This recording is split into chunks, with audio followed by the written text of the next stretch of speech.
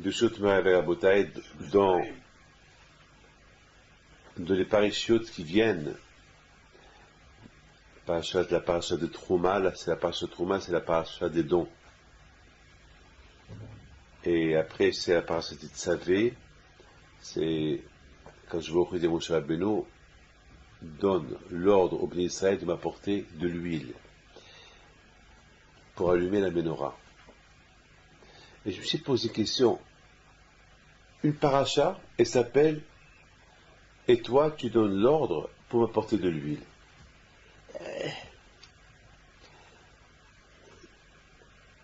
La paracha de Théoma, c'est la paracha des dons. Je demande de Bnei Israël d'apporter des dons pour construire le tabernacle.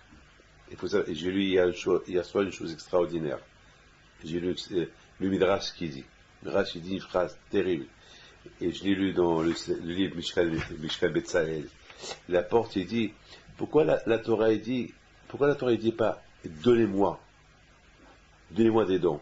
Pourquoi la Torah dit, vikholi, prenez pour moi. En général, je vous dis pas si je veux que vous me donnez, je vous dis, prenez pour moi des dons.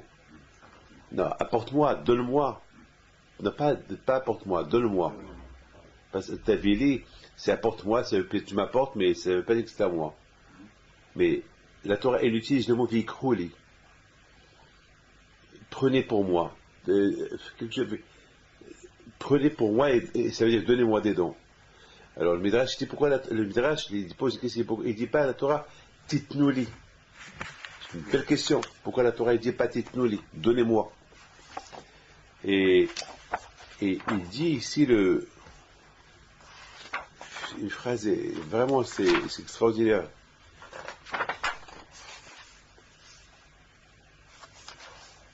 Et il dit le Midrash il donne deux réponses. La première réponse est les kahas, c'est du verbe prendre. C'est-à-dire, lorsque vous me donnez, vous allez gagner, vous allez prendre. C'est beau. C'est-à-dire que les kahas, c'est prendre. Lorsque la Torah dit, vous prenez pour moi, c'est-à-dire que si vous me donnez, vous allez gagner plus. C'est comme par exemple, vous misez 1000 francs, vous gagnez 36 000 francs. Comme on dit Asher, Asher, tu fais ton Maaser, comme ça tu deviens riche. Le verbe Maaser, c'est 10%. Maaser c'est du verbe dixième. Et même le mot Asara c'est 10. Et le mot Asara c'est aussi du verbe Rocher, la richesse. C'est-à-dire que lorsque tu donnes la tzedaka, ne crois pas que tu deviens pauvre, tu deviens riche. Bon, il y a beaucoup de gens qui disent, voilà, avec tout ce que j'ai donné, je suis devenu pauvre, j'ai plus rien. Il y a beaucoup de gens qui disent ça. Mais je vous donne la parole d'honneur. Dans ma vie, combien j'ai vu des gens qui étaient riches et qui sont devenus pauvres, et après ils ont eu la grave maladie, et ils ont guéri. Il se peut qu'ils devaient mourir, et quand je vais offrir la pauvreté, c'est parce que la vie, c'est la richesse. Alors, il y a deux richesses. Il y a la richesse, l'argent. Il y a la richesse, la vie. Alors, quand je vais offrir, il sait que tu veux vivre. Alors, quand il dit, je te prends un peu d'argent, je te ruine, mais tu as ta vie sauve. Parce que, malheureusement, on fait des fautes. Il y a des avérotes qu'on fait.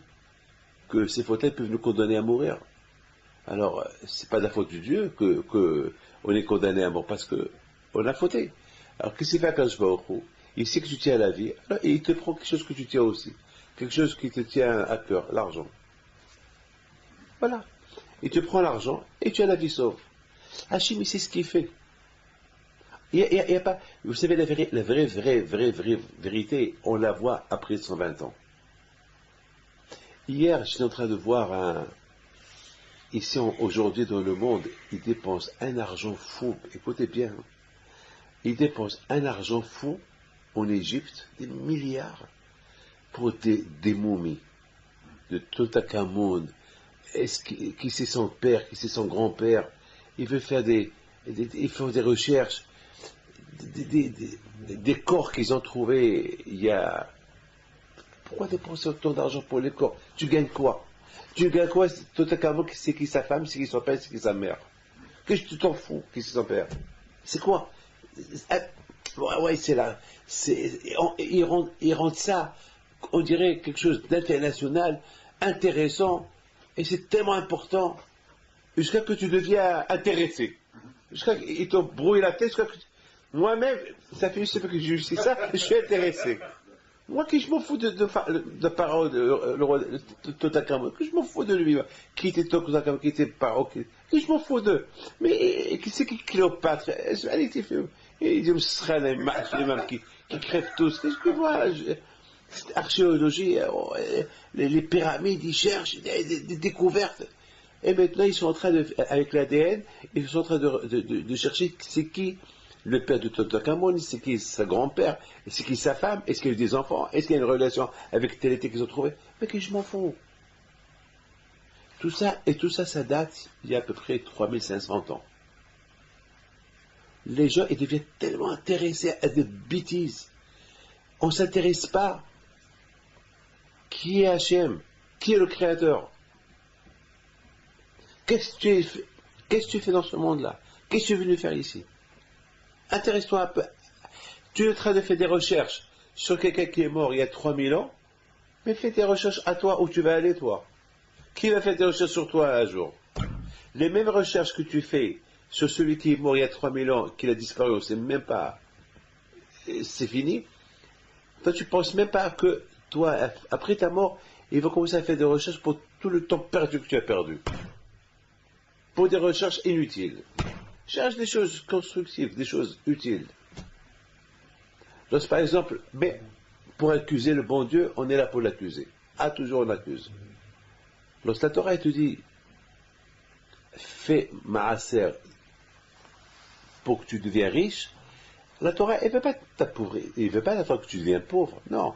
Si tu as ce que tu as, il faut déjà que tu aies la conscience que ça vient d'Hachem. Tu ne l'as pas fait. Parce que tu n'avais rien avant, et ça, Hachem, il te l'a donné. Donc, soit ça, Hachem, il te l'a donné. Vous voyez, je vous raconte une histoire avant que je continue. Cette semaine, ça fait 1 an et demi, il y a un monsieur, voilà, William, il connaît qui est. Il s'appelle monsieur, je n'ai pas le droit de dire son nom. Il habite ici à Paris. Et ce monsieur-là, ça fait 1 an et demi, le pauvre, qu'il n'arrive pas à payer les banques pour sa maison. Aujourd'hui, sa maison, elle coûte 800 000, 900 000 euros. Le pauvre, à l'époque, il pouvait payer les banques. Maintenant, avec la crise, il ne peut plus payer les banques. Ça fait 1 an et demi qu'il ne paye pas. Et puis la banque, maintenant, il a pris la maison pour la mettre aux enchères. Hypothèque, et la prendre aux enchères, la vendre. Et ça fait 1 an et demi, il se bat avec ses avocats, il se bat pour sauver la maison, pour ne pas qu'on lui vende. Il cherche qui l'achète, mais personne ne veut l'acheter. Et il y a la crise aussi, personne ne veut l'acheter, et elle coûte 800 000, il doit aller à la banque 400 000, il va lui rester 400 000, le pauvre, maintenant on va aller à la banque, il va la mettre aux enchères à 400 000. Les cas, c'est la banque, elle veut son argent. Et ça fait 1 an et demi, le pauvre, il vient, et chaque fois, les avocats, son avocat, il essaie de retarder, et là, ça fait 1 mois, ils ont dit que ça devait être avant-hier matin. Non, hier matin. Ça devait être les enchères, tout était prêt, et ça y est, le pauvre, il vient chez moi dimanche, il vient déjà le mois dernier, la semaine dernière, et chaque fois que j'ai fait une bracha, et le pauvre, le dimanche, il vient, et il me dit, c'est fini, voilà. Alors, j'ai eu de la peine pour lui, parce que tout son schlambaï, je le connais bien, c'est un monsieur très très bien, il prie à Henri Murger. Et le pauvre, ça, il est connu, tout le monde le connaît, mais William, il connaît son nom. Je ne peux pas dire, après je vous dis qui est, mais maintenant je ne peux pas dire son nom. Il m'a fait témoin de la paix, je lui dis, tu crois dans le miracle? Je lui dis, aujourd'hui c'est Rosh Chodesh Adar. Et le mois d'Adar, il y a la joie, il faut avoir la imuna, c'est la joie. Et je crois en Akadosh Baruch Hu. Il dit, dès je crois en Akadosh Baruch Hu. Je lui dis, si tu crois en Akadosh Baruch Hu et tu crois du miracle, il faut que tu pries. C'est Hachem qui décide, c'est lui qui donne, celui qui prend, c'est lui. C'est lui qui t'a donné, et lui peut t'apprendre et peut t'a redonner. Mais dis comment? Je dis, je ne sais pas. Mais entre vous et moi, comment? Comment il va lui donner? Comment? Dites-moi. Pour vous, il n'y a pas. Comment? Il n'y a pas. Parce qu'il a tapé à toutes les portes, il n'a pas réussi. 1 an et demi, il tape toutes les portes. Ses frères, personne, c'est fini. Et ses frères lui ont dit, ça y est, bon, tu as perdu, tu as perdu. Et son chouambaït, bon, sa femme, il a commencé à voir déjà sa femme cette semaine, les gens qui défilent, parce que maintenant il y avait les visites, et ça défile non-stop. Non-stop, parce que les enchères c'était hier. Et ça défile. Pour voir, c'est les gens qui. Et ça vaut la peine de défiler, d'acheter cette maison. Ils veulent savoir. Et le pauvre, il était là. On tape chez lui jusqu'à 10 h du soir, jusqu'à 11 h du soir, pour visiter la maison. Il n'a pas le droit de refuser. Il n'a pas le droit de refuser. Pendant 4 semaines, il n'a pas le droit de refuser. Tout le monde peut rentrer n'importe qui. Et le pauvre, je lui dis, je crois dans les miracles. Je lui dis, la Torah Kedusha, le mois d'Adar, Hakadosh Baruch Hu. Bon, hier, il me cherchait de partout hier. Hier, j'étais à Lyon, j'étais à Genève, j'étais à gauche, à droite, plein de déplacements. Et à la fin, il m'a eu. Il m'a dit, Rabbi David, Baruch Hashem, il y a eu le miracle aujourd'hui. Et je lui dis, qui vous a prêté l'argent? Il m'a dit, mon avocat. Unexpected, ce que tu ne t'attends pas. L'avocat, il attend à encaisser son argent. Son avocat, il veut gagner son argent. Son avocat, lui, il lui donne l'argent déjà pendant 1 an et demi qu'il le défend. Et son avocat, hier matin, il lui dit, j'arrive pas à dormir avant-hier. Je pensais qu'à toi. Je vais t'aider. Je vais t'avancer les 400 000 euros. Reste chez toi à la maison. Chaque tu la vends tranquillement. Comment il a appelé William, lui a raconté. Comment tu comprends ça? De cette histoire-là, tu vois qu'il y a un Kadosh Baruch Hu. De là, tu vois, attends, ton avocat, il t'aide. Ton avocat, il te sauve l'affaire. C'est pas possible. C'est pas possible. C'est ce qu'on dit. Et ça, el harim, mais aïn yabo ezri. Lorsqu'un homme il a un problème, il lève les yeux vers Akadosh Baruch Hu. Jusqu'à qu'il dit, mais aïe, d'où la solution de mon problème? Beaucoup de fois, on voit le problème, il n'a pas de solution. Mais justement, de là où tu penses qu'il n'y a pas de solution, de là-bas, il viendra la Yeshua, la délivrance. Donc c'est Akadosh Baruch Hu le Balabay, c'est Akadosh Baruch Hu le propriétaire. Et c'est ça, il ne faut pas avoir peur. Akadosh Baruch Hu dit, ce que tu as, ton bien, c'est ton bien, mais c'est le mien. C'est moi qui te l'ai donné. Alors, tu veux le doubler? Vikhouli, donnez pour moi. Vikhou, si vous me donnez, vous allez prendre, vous allez gagner. Parce qu'en général, c'est quoi le mot lokéah? Je prends. Je prends. Alors quand je te dis, en me donnant, tu prends. Ne crois pas qu'en me donnant, tu perds. En me donnant, tu vas encore prendre.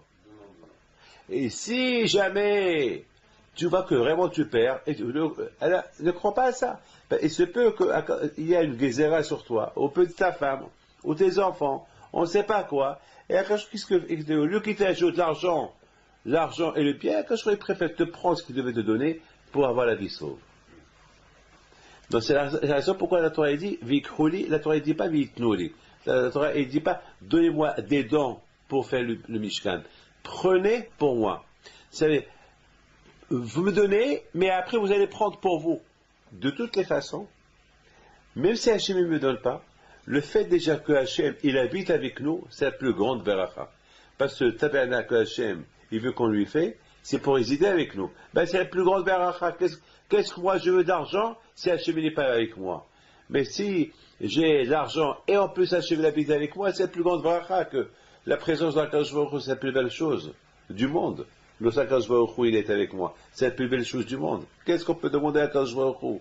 Qu'il soit avec nous. On dit, Hachem Imcha Gibraha, que Hachem soit avec toi. Et si Hachem est avec toi, alors tu vas être fort et tu vas être puissant. Mais quand? Si Hachem est avec toi. Et je vous dis quelque chose d'incroyable, ce que j'ai vu hier. Hier, j'étais à Lyon, et je suis parti pour faire caveau d'un élève à moi, Gabi Daon, qui avait à Misra son fils. En même temps, le pauvre, sa mère, il est malade, quand on va le faire chez les mains. Alors, j'ai été le voir, et en rentrant chez lui, et il a un gros chien, un chien de garde. Et dès que le chien, il m'a vu, il a commencé à aboyer, parce qu'il y a un étranger qui rentre à la maison, mais il était attaché. Mais dès qu'il a vu son maître, à la baïe, son maître, Gabi Dao, vite il s'est assis, il a commencé à jouer avec sa queue, il était tout heureux, tout content. Et j'ai commencé, et Gabi lui dit, assieds-toi, il s'assoit. Il y avait le manger par terre, et je commençais à dire, regarde ce chien-là, il est attaché, il mange par terre, il était dans la boue, parce qu'il a plu. Donc là où il était, il y avait plein de boue. Il était pourri, sale. Il voit son maître et il est content. Mais écoute-moi, moi j'apprends des choses. Hein. Moi, je suis un observateur. C'est ça le problème des gens. Les gens, ils n'observent pas. Les gens, ils vivent dans l'aveuglette. Les buveurs de vin, ils sentent avant qu'ils boivent. Ils goûtent lorsqu'ils boivent. Lorsqu'on mange, on sait ce qu'on mange. Mais est-ce qu'il n'y a pas autre chose que ça? Il n'y a pas autre chose que ça? Il n'y a pas autre chose à penser? Ça, c'est, on vit avec ça. Mais il y a aussi le spirituel, il y a aussi autre chose aussi. Il n'y a pas que ça. C'est ça la différence entre nous et d'autres nations. D'autres nations, ils veulent que manger, boire et mourir. Ils savent que demain ils vont mourir, c'est fini. Nous, non. Nous, autant que juifs, on sait que la mort, c'est pas la fin. La vie, elle commence après la mort. Alors, pour qu'elle commence après la mort, il faut qu'on goûte qu'est-ce qu'il y a après la mort. Ben, ce qu'il y a après la mort, c'est ou l'enfer ou le paradis. Alors déjà, est-ce que tu sais c'est quoi le paradis lorsque tu vis? Est-ce que tu sais? Non. Ah ben oui, il y a le paradis. Pour moi, c'est la Torah. Lorsque je fais mon Shabbat, lorsque j'étudie la Torah, lorsque la cigarette, le Shabbat, il ne me manque pas. Même si je suis un grand fumeur, comme vous deux, vous êtes des fumeurs. Moi, le Shabbat, vous êtes fumeur, vous, oui? Moi, le Shabbat, moi, avant je fumais un paquet et demi, 2 paquets par jour. Je fumais 2. Il y avait un temps que je fumais même 3 paquets. J'étais un fou de la cigarette. Mais le Shabbat, je m'énervais pas. Le Shabbat, j'étais tranquille. Le Shabbat, bémet. Parfois, dans la semaine, j'étais tellement... Aujourd'hui, grâce à Dieu, je ne fume plus. Grâce à Dieu, ça fait 6 ans que je ne fume plus. Ouf, je me sens à l'aise le matin. Je me réveille le matin et tout, je suis bien. Mais je regrette. Aujourd'hui, je fais la guerre à ceux qui fument. Parce que je sais, je dépendais que de la cigarette toute la semaine. Je dépendais que de la cigarette. J'étais l'esclave de la cigarette. Un esclave de la cigarette. Mais lorsque, même à l'époque que je fumais beaucoup, le Shabbat, jamais je m'énervais le Shabbat. Le contraire, j'attendais le Shabbat pour ne pas fumer. Et ben, j'étais content, je disais, bon, Hachem, et je pouvais même pas sentir le doigt de la cigarette. Et beaucoup de fois, je fumais pas jusqu'à lundi. Jusqu'à lundi. Parce que je voulais... j'ai dit Shabbat. Et après lundi, je récupérais ce que j'ai pas fumé pendant les 3 jours. Mais Shabbat, c'est Shabbat. Vous comprenez? C'est ça. Dans la vie, il faut que je gagne. Et moi, Shabbat, je sens Gan Eden Shabbat. Lorsque, par exemple, une femme, elle passe à côté de moi, et sans le vouloir, elle veut me toucher, et je l'évite, je me sens mieux qu'elle ne m'a pas touché. Parce que peut-être il est nida, peut-être je ne sais pas quoi, et je fais ma prière. C'est pas que Dieu préserve que la femme elle est lépreuse, non. C'est pas ce que la Torah m'interdit, c'est tout. Beaucoup des fois, il faut pas. Une fois, je suis parti chez l'ophtalmo, et c'était une femme juive, mais elle n'est pas religieuse du tout. Et je rentre avec ma barbe, elle me dit bonjour, monsieur Pinto. Je lui dis madame, je m'excuse. Alors, elle s'est sentie blessée. Elle s'est sentie vraiment blessée. Elle m'a fait une tête à ne pas oublier. Ah oui, elle m'a fait une tête. Elle m'a fait une tête. Elle s'est sentie blessée. On dirait que j'ai coupé le bras. Bon. À un moment donné, elle me dit alors, je dois vous ausculter. Il faut que je fais quoi? Je dis non, madame, vous m'auscultez, je fais à vous. Voilà ma tête. Faites de ma tête ce que vous voulez. Alors elle s'assoit, je m'assois en face. Exprès de me toucher le visage, exprès de me toucher la barbe, exprès. Je disais rien du tout, je n'ai rien dit. Elle touche, bon après elle me sculpte. À un moment donné, elle me dit, mais je comprends pas, je vous donne mes mains pour les serrer, vous me dites non. Vous ne touchez pas les femmes. Et vous m'avez laissé toucher vos yeux, votre visage. Je dis, madame, vous êtes médecin. Lorsque on vient chez un médecin, on appartient au médecin. Le médecin fait de nous ce qu'il veut. Parce que sinon on ne serait pas venu chez vous. Mais lorsque on vient en tant qu'individuel, ça c'est autre chose. Lorsque je suis rentré, c'était le salut, le bonjour, je vous respecte madame, mais ça c'était pas possible pour moi de le faire, de vous saluer. Mais pour m'ausculter, c'est autre chose. Madame, je lui dis, j'étais à l'hôpital plusieurs fois dans ma vie.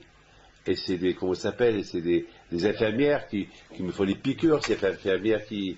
Mais il y a des choses que, par exemple, pour me prendre ma douche, tout ça, ça je pouvais le faire tout seul, ou il y avait un de mes élèves, ou il y avait un homme, c'est pas une femme. Lorsque je peux m'arranger sans être touché, je le fais. Mais si j'ai pas le choix, j'ai pas le choix. Je dis, il y a des exceptions. La Torah n'est pas, il y a certaines choses qu'elle permet, et certaines choses qu'elle ne permet pas. Mais je vous donne la parole d'honneur. Lorsque, par exemple, on veut faire, je vous donne un exemple. Quelqu'un qui veut voler, et à la fin, il n'a pas volé. Et il se sent bien. Après, il dit, ah ben, je suis content que je n'ai pas volé. Est-ce qu'on a vu quelqu'un qui l'a volé, qu'il est content une fois qu'il a volé? Jamais. Il y a beaucoup de gens qui fument Shabbat, ou qui mangent un McDonald's, ou qui n'est pas cachère, et à la fin, il regrette. Il va pas être content. Vous savez, comment ça s'appelle, en Argentine, il y a un McDonald's cachère. Comme à Tel Aviv. En Israël, il y a, je crois qu'il y a 1 ou 2 McDonald's cachère, avec la viande cachère. Une fois, sans le vouloir, je parlais avec quelqu'un, et je disais à quelqu'un, apporte-moi un McDonald's. Alors tout de suite, il me regarde. Il me dit, ah ben oui, je vous apporte un McDonald's. Il est parti, il m'a apporté un McDonald's. Il me l'a emmené. Il m'a mis au moins, je m'amusais avec lui. Je voulais savoir, je voulais voir, est-ce que il a l'habitude de prendre des McDonald's, manger à du non cachère. Alors il me l'apporte. Je lui dis, alors tu me l'apportes? Il m'a dit, Rabbi David, c'est du cachère. Ça veut dire que grâce à Dieu, à notre époque, il y a tout. Il faut rien que chercher. Il y a le cachère si on veut. Vous savez que même le cochon, il y a l'imitation du cochon. Et que c'est cachère. C'est pas le cochon. Il y a rien dans la Torah. Il y a rien que la Torah a interdit qu'il n'y a pas un substitut. Ça n'existe pas. Ça n'existe pas. Il y a toujours quelque chose. C'est pas le cochon, mais il y a quelque chose qui a le goût du cochon. Mais c'est pas le cochon. Ça n'existe pas. Et tout ce qu'Akadosh Baruch Hu il a créé, Hachem, il ne veut pas te faire du mal, Hachem, il veut simplement que tu apprends à l'obéir, c'est tout. Mais c'est toi le gagnant. Donc quelque part, Gan Eden, on ne sait pas c'est quoi Gan Eden. Mais je vous parle de Gan Eden, je vous parle du paradis. Mais vous allez me dire, mais c'est quoi le paradis? Mais c'est quoi le paradis? Ben, je dis, paradis. Mais c'est quoi? Eh ben, vous savez c'est quoi? Le paradis, c'est lorsqu'on fait les mitzvot dans ce monde-là. Ben, je vous donne la parole d'honneur. Vous savez qu'hier soir, j'ai pas dormi toute la nuit. Toute la nuit, je pensais à un verset de la Torah. Toute la nuit. Toute la nuit. Je dors et je me réveille. D'ailleurs, je suis parti dormir à 2 heures du matin, mais toute la nuit, c'est un passage qui ne m'a pas laissé dormir. Et je l'ai développé. Je me réveille, je continue, je me réveille, je continue. Tu peux pas ça. Et à 6 heures du matin, je dis, bon, maintenant, je commençais vraiment à avoir sommeil. Je dis, dans 1 heure, c'est la prière. C'est pas maintenant que je vais dormir. Je me suis levé, je me sens bien. C'est ça Gan Eden, le paradis, c'est ça. Lorsque tu fais les mitzvot, Bémet, tu les fais. Au départ, c'est lourd. Au départ, c'est un fardeau. Mais après, tu vas voir, waouh, c'est super, c'est bon. Et voilà, tu goûtes déjà Gan Eden. Déjà, tu goûtes Gan Eden. Déjà, tu goûtes le paradis. Aïe, si c'est ce que je goûte dans ce monde-là, alors c'est quoi le vrai paradis? Bémet, je vous donne la parole d'honneur. Moi, le Shabbat, pour moi, c'est Gan Eden. C'est Gan Eden Shabbat. C'est Gan Eden. Et pour moi, l'après-Shabbat, c'est l'enfer. Je me sens pas à l'aise, je suis pas bien. Je je suis un peu lourd, je suis pas bien, je suis un peu triste. Ça, 2, 3, 4 heures plus tard, après je m'habitue. C'est le samedi c'est le samedi, c'est l'effet du Shabbat qui reste en nous après le Shabbat. Donc, vous voyez que c'est ce que la Torah dit. Vikholi. C'est quoi Vikholi? Quand je dit, en faisant quelque chose pour moi, vous allez faire pour vous. Vous croyez que vous êtes en train de faire quelque chose pour moi, mais en fait, vous ne faites rien pour moi, pas tout est à moi, mais vous faites pour vous. Mais il faut que l'homme, il comprenne ça. Il faut que l'homme, il arrive à saisir cette phrase-là, que il ne faut pas croire qu'on fait du bien. Lorsqu'on vient le matin, on se lève, on fait la prière. Qu'est-ce qu'on dit? On fait la prière à Hachem. C'est vrai, tu fais la prière à Hachem. Mais au fait, cette prière que tu fais à Hachem, c'est qui le bénéficiaire de cette prière? C'est toi. Parce que c'est toi le demandeur. C'est-à-dire qu'il demande de l'argent, tu demandes la santé, tu demandes ceci, le mariage, donc c'est toi le bénéficiaire. Donc ne crois pas, il faut pas, c'est important. Il ne faut pas croire qu'on fait un bien à Akadosh Baruch Hu. C'est vrai, on se lève le matin en prière, mais Akadosh Baruch Hu, il veut te faire bénéficier à travers lui. C'est-à-dire, au départ, tu crois que tu fais pour lui, mais en fait, tu fais pour toi. Cette idée, elle est extraordinaire. Cette idée-là de Vikholi. Parce que les Juifs, ils n'avaient pas besoin de faire le tabernacle. Mais parce que le bon Dieu, il a résidé avec eux. Mais parce que les Juifs, ils ont fait le veau d'or, parce qu'ils ont fait le veau d'or, alors l'auréole d'Hachem, elle est partie, elle a disparu. Donc les Juifs, ils sont restés sans l'auréole d'Hachem, sans la présence d'Hachem avec eux. Alors à quoi ça sert? C'est que je n'est pas avec nous. À quoi ça sert? C'est comme quelqu'un, je te protège de loin. C'est comme si par exemple, on est protégé par une télésurveillance. C'est quoi? On est surveillé avec une télésurveillance. On préfère être surveillé par des gardes-corps, oui ou pas? Pas avec une télésurveillance. Un garde-corps. Télésurveillance. Il y a les voleurs, il y a des conséquences. Jusqu'à que la police elle vient, ça peut être la fin. Hein? C'est bien ça. Quand je dis je suis avec vous, non, on veut que tu sois avec nous, pas de loin. Je suis avec nous non, pas de loin, je veux que tu sois avec nous, Et lorsque les Israël, alors attention. Lorsque les Israël, ils ont fait avant qu'ils ont fait le veau d'or, avant que les Israël ils ont fait le veau d'or, c'était super, c'était bien, c'était super, c'était bien. Hachem était avec eux, ils ont fait le veau d'or quand je me il est parti.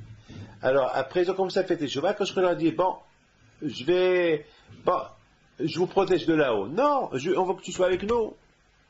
On ne veut pas de télésurveillance, on veut que tu sois avec nous. Alors, vous voulez que je sois avec vous? Alors faites-moi un Mishkan. Ah maintenant, mais avec votre argent.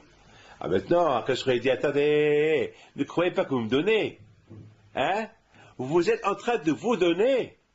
Parce que ma présence avec vous, vous êtes des bénéficiaires, vous avez gagné beaucoup, hein? C'est pour ça que la Torah elle dit Vikholi, et la Torah elle dit pas Vitnouli. C'est pour ça que la Torah elle dit prenez pour moi, et elle dit pas la Torah donnez-moi. Parce que donnez-moi, ça veut dire vous me donnez. Non, c'est comme par exemple le banquier. Il vous dit donnez-moi votre argent, je vais les placer. Qui en profite? Moi, le banquier, ou vous le propriétaire? Les deux. Mais qui profite le plus? Qui est le propriétaire? Parce que de toutes les façons, le banquier, tu n'es pas son seul client. Et il gagne de toute façon. De tous les côtés, il gagne. En plus, il peut te faire une bêtise. Il te fait perdre tout ton argent en plus. Alors quand je vois non. Quand je vois c'est lui le banquier. Quand je vois يشتبح شي ولا كاش باخو يشتبح شي ولا كاش باخو te dit placez, voilà, je vous donne de l'argent et placez-les chez moi. Est-ce que tu trouves ça chez un banquier? Est-ce qu'un banquier va te dire je te donne l'argent, tu le places chez moi? Hein?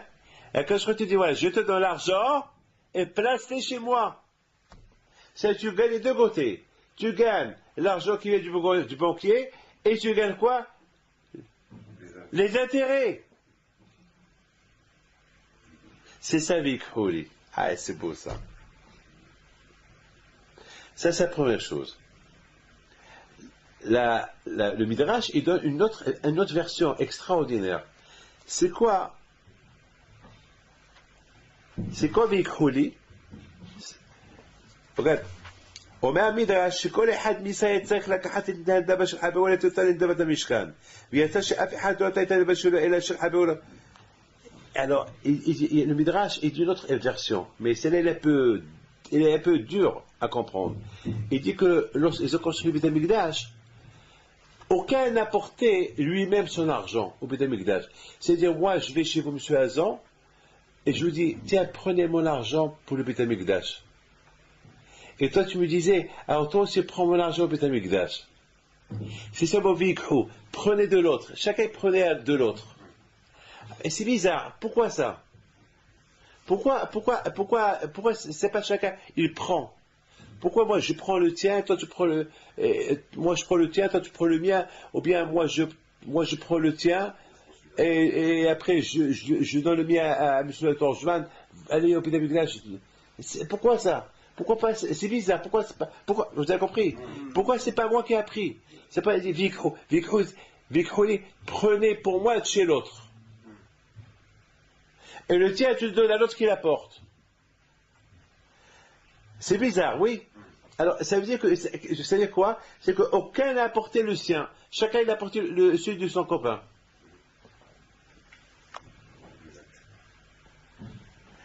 Une phrase extraordinaire. Il dit le Mishkan Betzalel, il dit lorsqu'il était à la yeshiva, de Kfar Hasidim, chez le tzaddik Biliyahu Lopian, alav shalom. D'ailleurs, ce matin on a vu ça. Le Rosh Yeshiva, il a fait une loi à la Yeshiva que chacun, lorsque par exemple je viens pour remplir le kili, l'ustensile pour me laver les mains, je le remplis, je donne à quelqu'un, s'il te plaît. Je fais cadeau à quelqu'un. Alors une fois, il a demandé la question, pourquoi vous faites ça? Il a dit, à la yeshiva, les gens, ils sont pauvres. C'est dur de faire du bien l'un avec l'autre. Alors, ouais, on s'habitue à faire du bien. On remplit le verre et on invite quelqu'un à se laver les mains. Ça s'appelle Hesed. Alors, c'est du coup, quand je vois il a voulu apprendre aux Juifs du fait de Hesed l'un avec l'autre.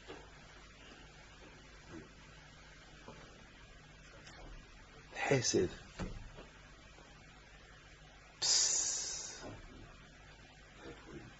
Et lorsqu'on fait du Hesed, quel Hesed? Je prends ton don au Beth Amikdash et moi je donne mon don à un autre. C'est quoi le Hesed? Eh bien, le Hesed, le fait déjà que je prends quelque chose qui ne m'appartient pas pour le Beth Amikdash, ça s'appelle du Hesed. Et après, qu'est-ce qui va se passer? Après, on va s'habituer à faire du vrai Hesed. S'éduquer, c'est une belle, comment ça s'appelle, c'est une très belle idée comment apprendre à faire du Hesed. C'est-à-dire comment je fais le Hesed. Je suis misérable, hein. C'est dur pour moi de faire du Hesed. Mais en prenant de chez toi 1 million, pour qui ce million-là? Ben pour le Beth Amikdash. Waouh. Il a donné 1 million pour le Beth Amikdash. Et moi, j'ai donné que 10 francs pour le Beth Amikdash. C'est pas normal. Et l'autre vient. Tu sais combien il a donné Yaakov au Beth Amikdash? Il a donné 500 000 francs. Et l'autre, il a donné 1 million. Et toi, combien tu as donné? Moi, j'ai donné 10 francs. Et moi j'ai donné 20 francs. C'est pas normal, c'est pas logique. Il faut faire un peu plus. C'est beau, hein? Apprendre à faire du Hesed. C'est pour ça, d'un côté, parfois il y a des ventes aux enchères, lorsqu'on fait la tzedaka aux enchères, la meilleure chose c'est de donner le don en cachette. Mais de l'autre côté, ça va, de l'autre côté, c'est vrai, d'un côté c'est bien, mais de l'autre côté, ça arrive à ce qu'on ne va pas chauffer les autres à faire la tzedaka. C'est pour ça, parfois, c'est important que quelqu'un, il donne, même que les gens vont le voir, c'est pas grave. Pour que ça pousse les autres à donner. Stimuler les autres, parce que beaucoup des fois, peut-être tout le monde se tait. Il faut qu'il y ait toujours un archon, il y a toujours un qui commence. Même avec une petite somme, il faut qu'il y ait un qui commence. Peut-être au lieu que je donne 10 000 francs, ah ben je vais donner 1000 francs. Après je donnerai les 9 000 francs. Mais au moins j'ai donné 1000 francs en public. Bon, peut-être les gens ils vont dire, bon, nous aussi on va donner 1000. Ou 500. Hesed. C'est la raison pourquoi la Torah dit Vikhouli.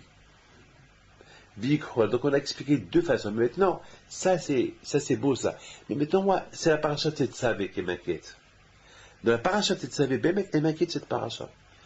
La paracha, elle s'appelle Tetzavé, pourquoi? Parce qu'elle parle de quoi? Elle parle. Et Moshe, tu vas donner les Israël d'apporter de l'huile. J'ai pas compris. J'ai pas compris. Est-ce que pour l'huile, on va faire une paracha? On va appeler une paracha, on va donner à une paracha un titre qui s'appelle Tetzavé. Elle parle de quoi? Elle parle de l'huile. Dans la paracha Teruma, elle s'appelle Teruma parce que ça parle des dons. Il y a beaucoup de choses qu'on a expliquées. C'est que donner des dons à Kadosh Baruch Hu, c'est se donner soi-même. Hein? Et il y a aussi une très belle explication que pourquoi la Torah est dit Vikhu et pas Vitnu, parce qu'on apprend du Hesed. Parce que Kadosh Baruch Hu, il veut que chacun il apporte le don de l'autre pour la construction de Beit HaMikdash, pour que chacun il apprend à chacun il s'habitue à donner. Ah, voilà, je donne. C'est-à-dire, ouais, je te donne pour que tu donnes. Vous parlez de la paracha, vous savez, apportez-moi de l'huile, donnez-moi de l'huile. C'est par rapport à la fête de Pourri? Non, on parle de la construction du temple. Qu'est-ce qu'on avait besoin pour le temple? Pour le temple, on a besoin de l'argent, de l'or, du cuir, du cuivre, du tissu, enfin, du bois, beaucoup de choses. Des femmes qui vont travailler, des ouvriers, des donateurs, de l'argent. Mais d'accord, on comprend. Pourquoi la paracha ne s'appelle pas Aaron? Aaron, c'est quand même c'est l'arche. Pourquoi elle parle pas? Elle parle de l'huile. Parce que l'huile, donc avec quoi allumer la menorah? Ouais, mais attends, d'accord. Ou bien pourquoi la Torah elle parle pas de la. Pourquoi la paracha ne s'appelle pas menorah? La paracha. Pourquoi cette paracha elle s'appelle. Ou bien pourquoi la paracha ne s'appelle pas Bigdei Aaron? Parce qu'on parle aussi des vêtements d'Aaron. Les vêtements du Kohen Gadol, ils sont splendides, ils sont spectaculaires, ils sont super beaux. Pourquoi on ne parle pas de ça? On parle, et toi, Moshe, on doit d'apporter de l'huile. Ah, de l'huile pure. Ah, une paracha s'appelle l'huile, c'est un peu bizarre. C'est ça. Alors, écoutez bien ce que je vais vous dire. Vous savez que, donc on a compris maintenant que la Torah, comme dit le Zohar, la Torah c'est des conseils. La Torah c'est des conseils. Il y a deux éléments dans la vie de chacun de nous. Il y a la vie matérielle. Et on a besoin du matériel. S'il n'y a pas le matériel, on ne peut pas vivre, c'est normal. Il faut travailler, oui. On a besoin. Le matériel, on a besoin. D'ailleurs, du matériel, ça, je prie pour les gens, pour le matériel, pour qu'ils ont d'argent, pour qu'ils soient riches. On a besoin. Il y a quelqu'un, il y a 2 semaines, il voulait arrêter de travailler, parce qu'il est riche. J'ai dit, alors travaille pour moi. Mais c'est ce que je lui ai dit. Il dit, comment ça? Eh bien, ce que tu gagnes, tu me le donnes. Travaille pour moi. Il a aimé l'idée. Maintenant, je lui dis, lorsque je te dis, je travaille pour moi, au fait, tu travailles pour toi. Parce que, en me donnant, tu te donnes. Mais, si tu arrêtes de travailler, tu vas devenir fainéant. Alors, continue à travailler. Après, il m'a dit, bon, je commence à travailler pour moi. Je dis, non. Si tu travailles pour moi, après, tu vas pas avoir un but. Le but, c'est de travailler pour toi, et tu me donnes ce que tu peux. Il faut que tu gardes ton but. C'est important pour la psychologie de la personne qui travaille pour soi. Pas pour moi, pour soi. Et ce que tu me donnes, tu me donnes. Donc, on a besoin, et il y a deux vies dans la vie. Il y a la vie matérielle, qui est importante. Il y a aussi la vie spirituelle, qui est importante. La vie spirituelle est très importante. Très, très importante. La paracha de Teruma, elle parle beaucoup de l'argent, les dons. Elle parle un matériel qu'on le rend spirituel. Vous savez qu'il y avait une peau, il y avait un animal qui n'existait pas, et Akadosh Baruch Hu, il a créé uniquement pour construire le Mishkan. On avait besoin de cette peau-là. C'est la folie. Il y avait un animal, Hachem il a créé un animal uniquement pour sa peau, pour l'or. Et de là, j'ai dit une fois que Akadosh Baruch Hu peut créer des nouvelles créations lorsqu'on a besoin. Lorsqu'un homme il est dans le besoin, Akadosh Baruch Hu va créer comme l'histoire que je vous ai racontée, l'avocat. Qui peut imaginer qu'un avocat il vient te défendre et c'est lui qui te sauve la vie? C'est pas possible. Akadosh Baruch Hu, il peut créer des nouvelles créatures à chaque moment et à chaque instant. De l'inattendu, il peut arriver avec Akadosh Baruch Hu, avec l'aïmoun Akadosh Baruch Hu. Donc la paracha de Teruma, elle parle du matériel, elle parle on a besoin du matériel, avec ce matériel-là, on le rend spirituel. Comme j'ai expliqué ce matin, j'ai expliqué, l'homme, il mange. Pourquoi il mange? Il dort. Pourquoi il dort? Parce qu'il mange pour être en bonne santé. Il dort pour être en bonne santé, pour servir à Kadosh Baruch Hu. Si là, je suis malade, tu ne veux pas servir le bon Dieu. C'est la raison pourquoi à Purim, on fait la Séouda. On fait la Séouda Purim, la Séouda du manger. On mange. Pourquoi? Parce que Haman, il a voulu tuer le corps. Parce que Haman, et ce corps-là, à quoi sert l'âme sans le corps?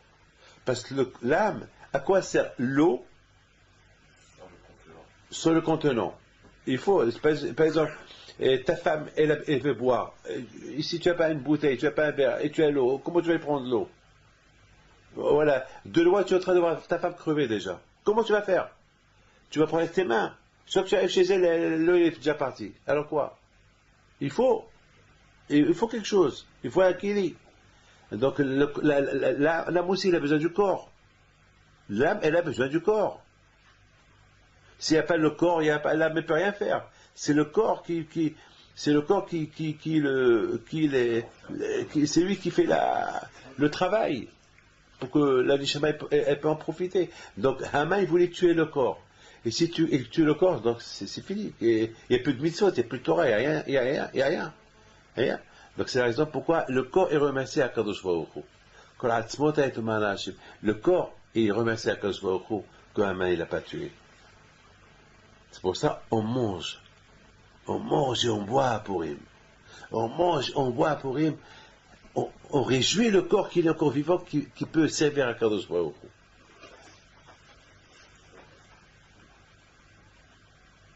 Donc, la paracha de Teruma, elle parle du matériel qu'on le rend. Vous vous rendez compte? On parle beaucoup d'or dans le Beit HaMikdash. Comment ça s'appelle? Les clous en or, les anneaux en or, le Aaron Mishkan en or, le Aaron, l'arche de l'alliance en or. Il y a beaucoup d'or, il y a beaucoup d'or. Hein. De l'argent, de l'or, du beau travail, une bête inventée, créer une nouvelle création. C'est beau, hein, tout ça, c'est super. Hein. C'est de la folie, tout ça. Bébé, c'est la folie, tout ça. Mais quand je te dis, à cause de ça, il y a aussi autre chose. Shemen, c'est l'huile. Shemen, c'est les lettres Neshama. Ha-Shemen, He, Shin, Mem, Nun, c'est Neshama. La même lettre de l'huile, Ha-Shemen, c'est parce que l'huile, il flotte. Eh bien, la Neshama aussi, elle flotte. Elle monte et elle descend. La Neshama, elle flotte. Tu dors, elle monte. Tu te réveilles, elle descend. Elle flotte. est toujours à la hauteur, la Neshama. Donc c'est pour ça que la Torah, elle donne deux parachutes très importantes, elle leur donne un titre. Le matériel et le spirituel. Le spirituel qu'il a besoin du matériel, le matériel qu'il a besoin du spirituel. Le corps qu'il a besoin de la Neshama, et la Neshama qu'il a besoin du corps. C'est pour ça qu'on a deux parachutes qui sont liés. Tout d'abord, avant qu'il y ait la Neshama, il y a le corps. Après, c'est pour ça qu'on commence par la teroma, on commence par le matériel, qu'on rend spirituel, et après on part du super spirituel qui est la Neshama. ויקחו אליך שמן זית זך. ויקחו אליך. ויקחו אליך. La folie. La folie. Et on va prendre pour toi. Dans la teroma, ça parle vikhouli. Et ici, il dit vikho elecha. Pour les dents vikhouli. En me donnant, ils sont en train de gagner. En me donnant, ils sont en train de gagner. Mais pour qu'ils gagnent, il faut qu'ils s'attachent à toi. Vikho elecha. Il faut déjà que les Juifs, pour qu'ils apprennent à me connaître, il faut déjà qu'ils s'attachent à un tzaddik. Il faut qu'ils s'attachent à toi, Moshe. S'ils s'attachent à toi, ils vont me connaître. Mais s'ils s'attachent pas à toi, jamais me connaîtront. Entre vous et moi, comment nous, on a connu Dieu? À travers les tzadikim, à travers nos parents. À travers nos parents, on a connu les tzadikim. C'est par exemple, mon père ne me parle pas des tzadikim. Mon père ne me parle pas de Dieu. De qui je vais connaître c'est qui Dieu? De personne. De personne. De personne. Mais bon, Hachem, mon père m'a appris, et j'ai vu comment il sert à Kadosh Baruch Hu, alors de lui j'ai appris.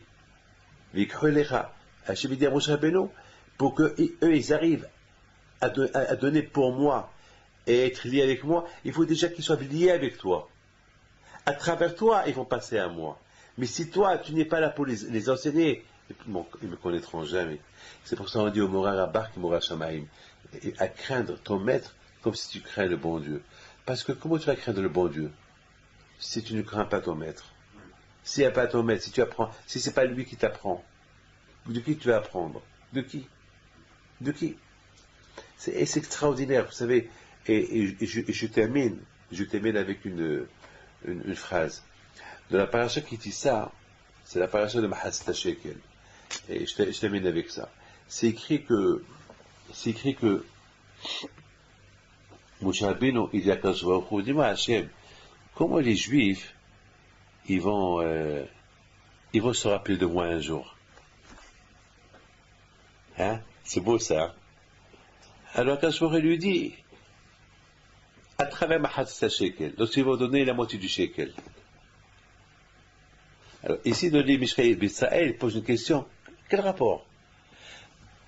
Je dis à quelqu'un, comment tu vas te rappeler de moi? Il va me dire, et je lui dis, il lui dit, alors, à travers les Mahatzita Shekel, mais quel rapport?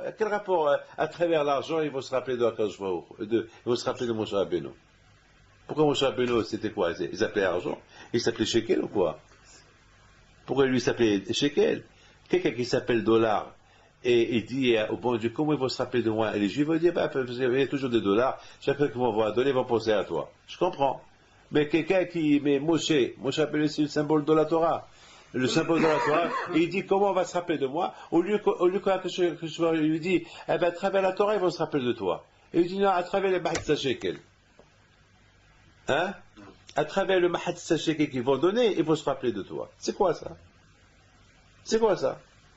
Alors moi j'ai donné une belle réponse. J'ai donné une belle réponse. Hachamim disent que Moshe Rabbeinu alav shalom, c'était dur pour lui, parce que bon Dieu lui a dit, dis aux Juifs de me donner la moitié du shekel. Il n'a pas compris. Je crois que quand il lui a montré une pièce de shekel dans le ciel, il a dit voilà, comme c'est là, mais la moitié de c'est là. Alors tout le monde pose la question, quand Moshe Rabbeinu ne sait pas c'est quoi un shekel? Mais Moshe Rabbeinu était un roi. On dit que Moshe Rabbeinu était le roi de Couche. Et il était roi là-bas pendant 40 ans. Et il a même fait des pièces où il y avait là-bas sa photo. Quoi, il sait pas c'est quoi, il sait pas c'est quoi un shekel. Jusqu'à quelque chose lui montre. Moi, j'ai donné des réponses sur ça. J'ai commencé à appeler Shalom.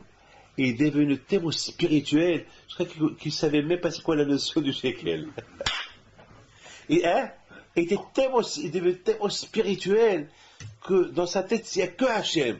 Qu'il ne pouvait même pas imaginer c'est quoi un shekel. C'est quoi l'argent. Il ne savait pas c'est quoi l'argent. Parce que pour lui, tout est à cachement. C'est quoi l'argent? Non, c'est comme ça là. Il invente une pied, voilà, c'est comme ça. C'est comme ça. C'est dur, hein. On raconte sur Behamid Sanz. Une fois, il lui a apporté une liasse d'argent et il était en train d'étudier. Il voulait allumer un peu une autre bougie pour étudier. Il prend les billets d'argent, il les brûle pour allumer. Jusqu'à que ses enfants disent Papa, tu es en train de brûler. Ah bon, c'est quoi ça? Ben c'est de l'argent. Ah, je ne savais pas, je croyais que c'était des papiers. Il ne savait pas. C'est pas Hashem Shalom qui a brûlé l'argent exprès. Il ne savait pas. Pour vous dire, il ne savait même pas. Il connaissait même pas c'est quoi la couleur de l'argent. La Behamid Sanz Alav Shalom. Il ne savait pas. Nous, dès qu'on voit un billet, on sait c'est de l'argent. On sait c'est de l'argent. Mais lui, il ne savait pas. Pour vous dire, il est tzadikim. Ah, maintenant, on voit qu'on championnat à la Vachalom. Il était loin de la notion de l'argent. Pour ça que je vais montrer. Mais pour la deuxième question, la première question que j'ai posée, comme championnat, que Mishka Beta, il dit, quel rapport? Il dit, comment il faut se rappeler de moi? Il a dit, vous savez c'est quoi la réponse? Vous allez aimer la réponse. Elle est super, mais je ne vous la dirai pas.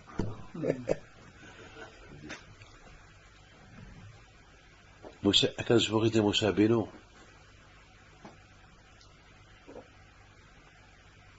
les bénis Israël,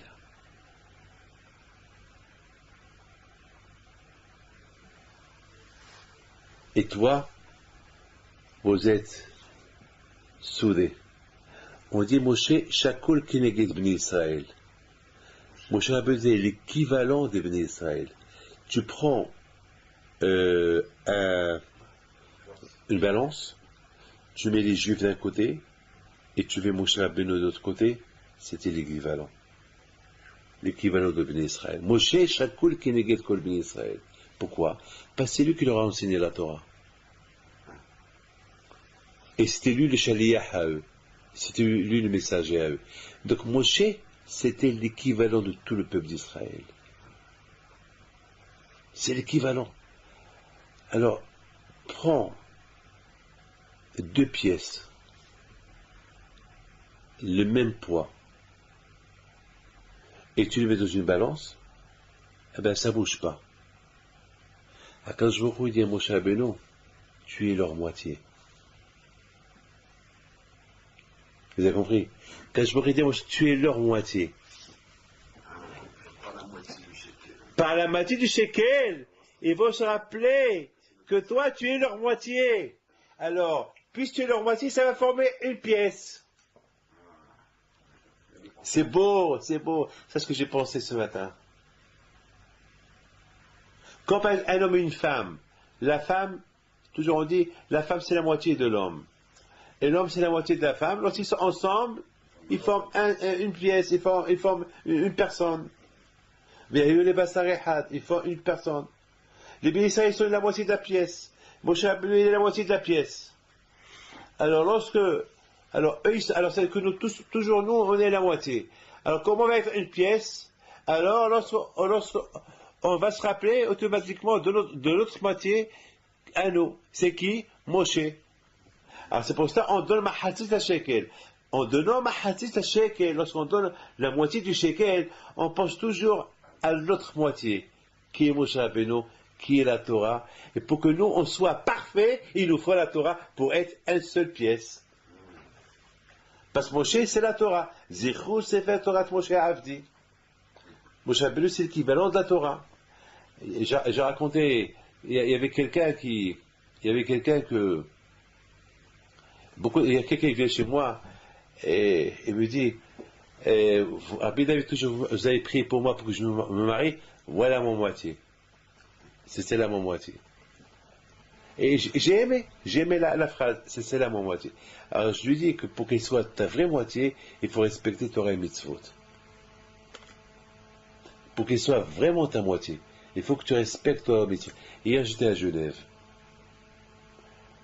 Je ne peux pas vous dire le nom de... J'étais voir 2 malades. Très graves. Très graves.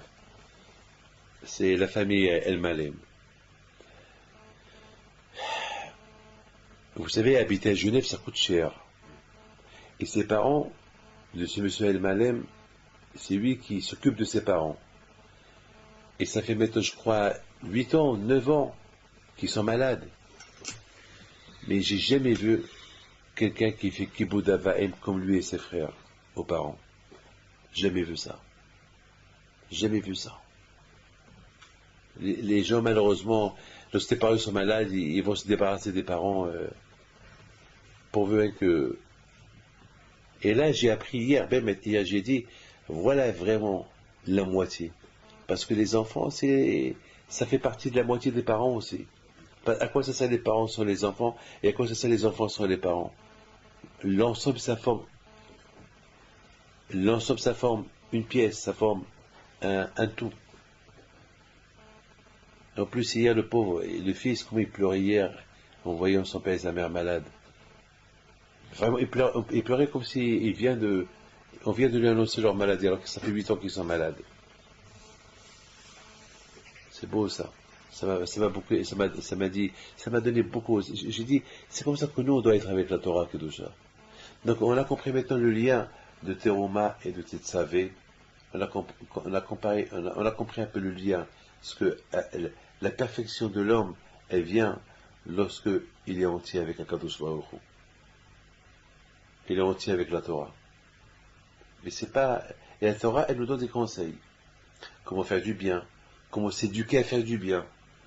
Comment lorsqu'on fait du bien, on est gagnant, on n'est pas perdant. Je vous donne la parole d'honneur. Lorsque la semaine dernière, il y a une femme qui vient chez moi, elle veut marier sa fille.